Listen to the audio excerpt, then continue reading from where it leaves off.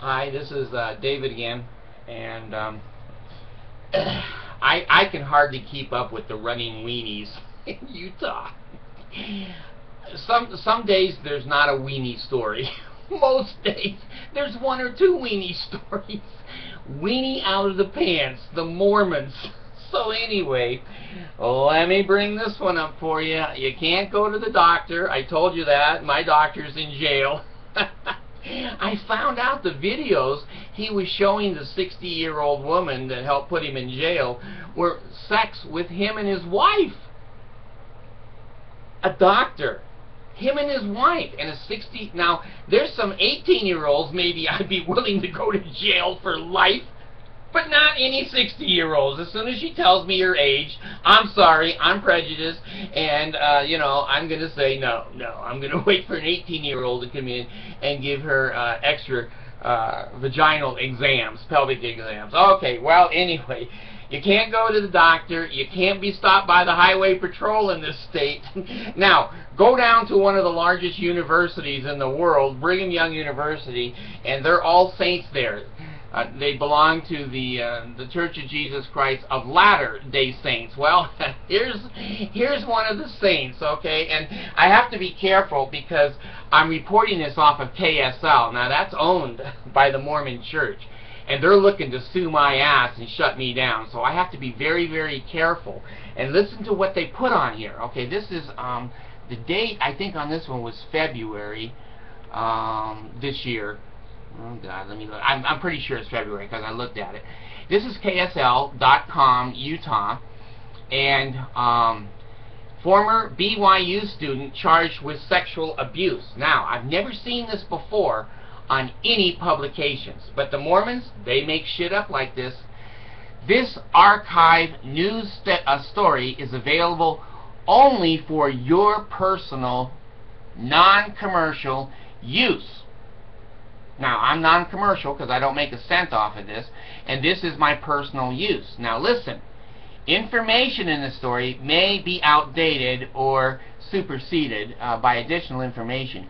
Reading or replaying the story in the archive form does not constitute a republication of the story.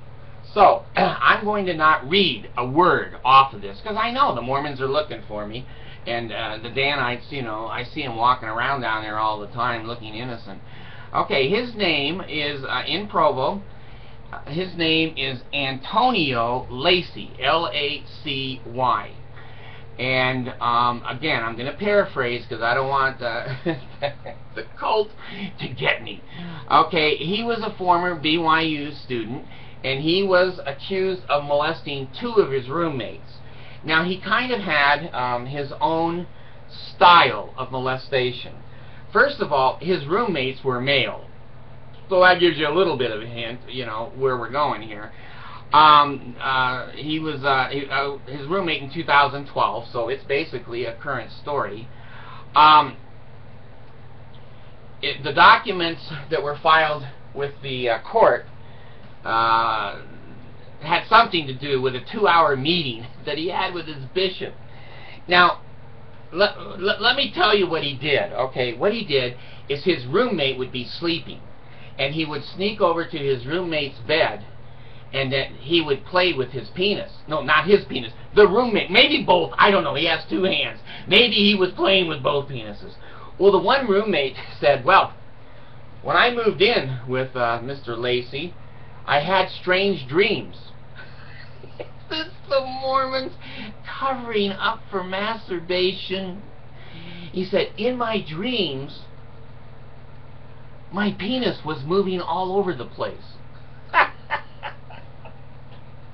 Now, I know penises do have a little bit of a lifestyle of their own. They don't need anyone to tell them what to do. They just seem to have instinct. Anyway, I'm going to say, in your dreams, it was moving all over the place. So Lacy takes the, he goes down, well, he goes down, but he goes down on the charges of sex molestation. Well, the next roommate moves in, and Lacy hasn't changed his style. So he goes over and he, again, attacks quietly at night, and the man sleeping never knew that he was touching his penis. But how did he testify if he never knew? Do you have 3 gay men here just jerking the Provo courts around? You do. You have got to find, I say this on almost every Out of the Pants video, you have got to find legitimate ways for men to release sexuality over their entire life. Marriage can be a good part of it, but there's a lot of years before marriage and a lot of years after marriage, and marriage doesn't always solve the problem. So here we are.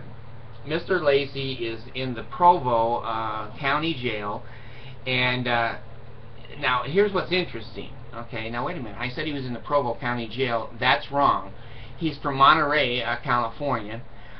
He's charged with 6-degree felonies of forcible sexual abuse, and he was arrested. Arrested. The weini attacks in Provo, you're not arrested, especially if you're a returned missionary. They feel sorry for you, and I feel sorry for you too.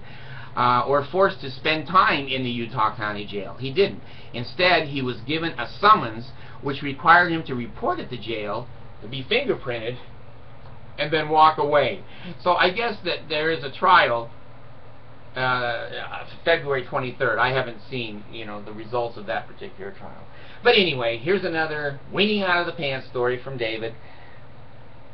Sir David, Lord David, King David, David the Conqueror, David the asshat.